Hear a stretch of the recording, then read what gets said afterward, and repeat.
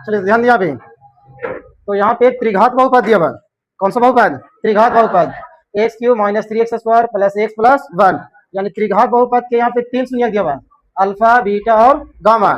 Alpha beta और gamma. तो alpha का जो मान दिया हुआ यहाँ पे ए माइनस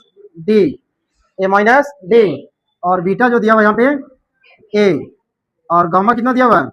गामा दिया हुआ ए प्लस डी। तो अगर त्रिघात बहुपद हो, कौन सा बहुपद? त्रिघात बहुपद।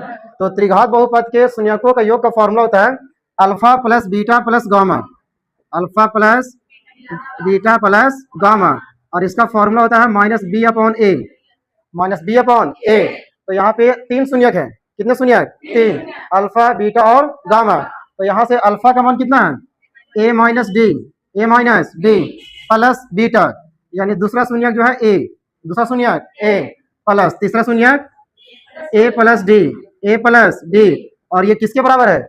माइनस बी अपॉन ए। तो यहाँ लिखेंगे माइनस बी अपॉन ए। अब देखिए ए प्लस ए कितना होगा? 2a, ए प्लस ए 2a, minus D plus D cancel होगा, यानी डी में से डी को माइनस करेंगे तो 0। ए प्लस ए यहाँ पे 3 होगा।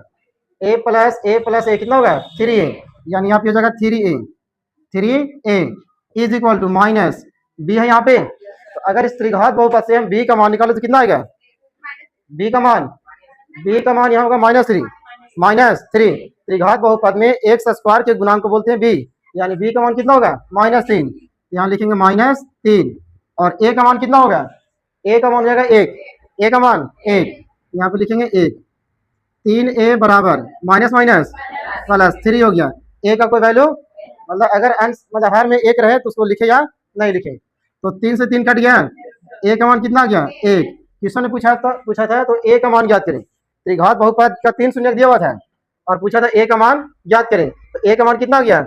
यानी कह सकते हैं ऑप्शन कौन होगा? बी।